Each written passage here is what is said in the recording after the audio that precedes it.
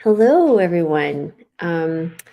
Looks like I'm okay. Now I'm live everywhere.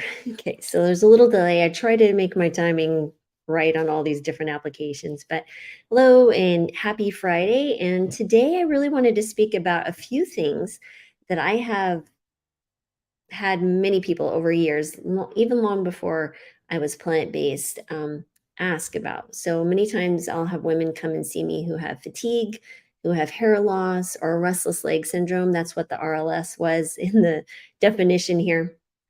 And, one of the things as a physician that we really almost dread are the folks who come in with a very vague sense of not feeling well, may it be fatigue or body aches or just ongoing, just hard to put your hand on, not very tangible, distinct symptoms. And so over the years, of course, looking at research on nutrition and a lot of different things, definitely one of the pearls that I wanted to speak to, and maybe it'll help you, is fatigue in women, especially hair loss, and restless leg syndrome. So, the one lab that I would encourage you to get tested is ferritin. Now, ferritin is a protein that helps store iron. Now, you may have actual fatigue and low iron stores and not actually be anemic. So, your red blood cells on that, what we call a CBC or complete blood count, may be actually normal. And when you test your iron, it actually might be normal. So, remember the iron, when we measure iron in the blood, it's actually the body is releasing it from its stores already. And so the iron in the blood may actually even be a little bit high. Um, if you were on let's say, had a heavy period or something like that, it might be high in the blood as it's releasing the blood stores to take care of the situation. But when we measure ferritin, we really see what your iron stores are. And some really interesting research, I wrote down some of the studies here. Um, for example, they did a randomized, double blind, placebo controlled trial of iron treatment in non anemic women. And when we were looking at fatigue. And so, what we found here is that the women who received iron had a much greater reduction in fatigue score compared with women who did not. And only women with ferritin levels less than 50 micrograms per liter actually benefited. So that would be my cutoff. And if you've been a patient of mine, you've definitely heard me speak to, we need to check your ferritin stores. I think this is really important. And regardless, honestly, of age, gender, or even sometimes symptoms, I think it's really interesting too. I've done some interesting research on, no, I haven't done the research, but I've read some research on low iron stores and actually anxiety and depression. So there's some psychological impacts of having low iron stores. So some additional studies on the hair thinning was that, basically there's been several studies showing that low iron actually can cause hair loss. And so, but there was less clear evidence of whether iron supplementation would be beneficial. So there was a study showing, let me find the numbers here. They studied 140 women with diffuse hair loss and found 19% had iron deficiency without anemia, meaning their CBC scores, their hemoglobin and hematocrit were normal, but their ferritin was low. And when they were treated with oral iron, all of their hair loss ceased and all their hair regrowth occurred. So, meaning they took iron supplementation, suddenly their hair loss quit and they grew the hair back. So, I want you to just keep that in mind. And then when it comes to restless leg syndrome, that you should almost always ask for a ferritin. So what they found here is that you want to actually have a little bit higher ferritin. They found that, again, oral supplementation was very effective, but it's really works with patients who have a ferritin less than 75. So I would say anywhere 50 is your minimal threshold as far as, I would say, optimal iron store levels. And then secondarily to that would be 75, especially if you have restless leg syndrome. And of course, I know I'm going to get questions regarding, can we do this with food? I think it depends on the situation, right? So when you look at why someone is low in ferritin. So if I have someone who's having really heavy periods and that may require iron supplementation because they're losing blood faster than they can maybe eat and consume it. The other thing here is we always, always, always, always should investigate why someone has low iron stores. So, if you are older than 45, maybe that requires you to do a stool study to see if there's blood in your stool or a colonoscopy. Is it because you have heavy periods? Is it because you have renal failure? Um, what lots of different things that could be an issue. Maybe you're not absorbing the iron. Maybe you're not eating enough of the iron-rich foods. Again, why are you low ferritin, or why?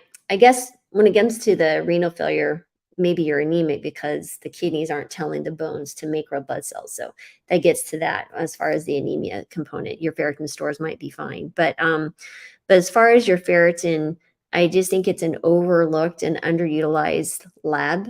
It's not usually very expensive to check.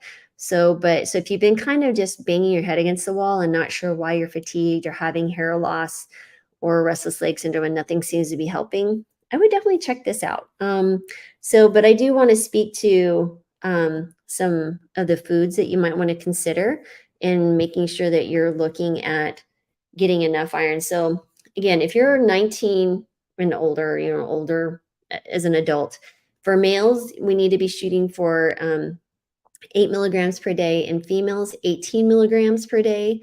And if you're pregnant, 27 milligrams per day. And so I'm just going to go over some of the different categories of foods. So if you look at fruits, for example, passion fruit has 3.8 milligrams per cup. Elderberries, 2.3 milligrams per cup. And avocado is a fruit, 1.4 milligrams per cup. So there you go. Some vegetables, including if you want to throw mushrooms in there, the morel mushrooms, 8 milligrams per cup. That's pretty amazing. Cooked spinach, 6.4 milligrams per cooked spinach per cup. Let's see here. Swiss chard, 4 milligrams per cup. Sweet potatoes, mashed sweet potatoes, 3.4 milligrams per cup. That's a delicious way to get your iron.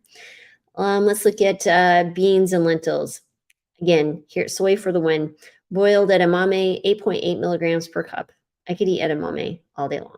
It's delicious. Tofu, 6.4 milligrams per cup. Then you're also getting calcium. You're also getting amazing protein source. Amazing. If you don't like the tofu, you can go with cooked lentils, 6.6 milligrams per cup. Black turtle beans, 5.3 milligrams per cup. Cooked navy beans, 4.8. Red kidney beans, 5.2 milligrams per cooked cup. That could be an interesting thing to try to say quickly. Cooked chickpeas, 4.7 milligrams per cup. So really your legumes, mushrooms are way to go. And then there's a few grains to really pay attention to. Uncooked oats. Now this is a lot. 7.4 milligrams per cup. Amaranth is cooked, 5.2 milligrams per cup. And then nuts and seeds. So if you like I love pumpkin seeds, you could do dried pumpkin seeds. That's at 2.5 milligrams per ounce. If you like your nut butters, let me see here. Oh, I don't have a nut butter. I thought I had a nut butter listed, but I don't. If you like flax seeds, 1.6 milligrams per ounce. So I think we can get enough iron on a plant-based diet. There's no problem in that. The real issue here is discovering why you have low ferritin. Is it because you're not eating enough of those foods? Are you worried about, grains? Are you not consuming enough beans because you don't like beans? Or you're worried about tofu? You're worried about soy? Soy is a healthy food. Consume it daily, 2 servings at least. Or is it because you have an absorption issue? Or is it because you're losing blood somewhere? So again, always ask why. There is a solution. Maybe that's oral supplementation. Maybe it's increasing your iron-rich foods. But at the end of the day, we still need to know why, because if we don't know why, it'll just keep recurring. So it's kind of like writing the prescription for, high blood pressure or for something else, but we don't try to do the work to fix the root cause. That's always going to be a problem. So if your doctor's not asking why It's incumbent upon you. This is your body, this is your vessel for this life to go ahead and ask the questions. And if they don't want to answer, find another doctor. But anyway, check it out. See what you think of the ferritin. By the way, I am licensed in all 50 states. I can see anybody anywhere in this country, and it includes DC. And you can find these all at drmarvis.com. If you're looking for healthy, yummy recipes and really want to learn how to cook a healthy plant-based diet, check out the Healing Kitchen. I've partnered with Brittany Giroudi, who's amazing, and we meet live every Wednesday, 3 p.m. No, sorry, 4 p.m. Pacific, and that's 7 p.m. on the eastern side of the country. So again, we meet live. You get recordings. We also host an expert workshop once a month that's free to our Healing Kitchen members. And it's very low cost. Right now, it's only $20 per month. We will be increasing because we're adding a lot more benefits. And very soon, we'll be launching a community just for our Healing Kitchen members. We'll continue to keep the expert workshops. Like we have Dr. Khan tomorrow. Next month, we have Vince Roundtree, who's a weight loss expert. We have Dr. Clapper in November. We have Kim Campbell in January, and we're working on some exciting ones in the spring. And then I'm also going to be doing deep dive workshops for free for our Healing Kitchen members every single month with an ebook that comes with it. You'll have the recording forever. And yeah, we are really working hard to provide value and to as many people as possible. So again, there'll be exclusive membership just for our members as we continue to grow and think and get feedback and how we can provide more value and serve you. Because at the end of the day, a healthier community means a healthier world, and we all do better when we're all in a better place, health wise, mentally, spiritually, everywhere. So anyway, I kind of got off my topic there, but I love to talk about that stuff. So you guys have a great and blessed day. But if you have any questions, check out drmarvis.com. That's where everything is listed. And I will see you tomorrow. Okay, have a good one, guys. And the idea is how to turn this off. All right, here we go.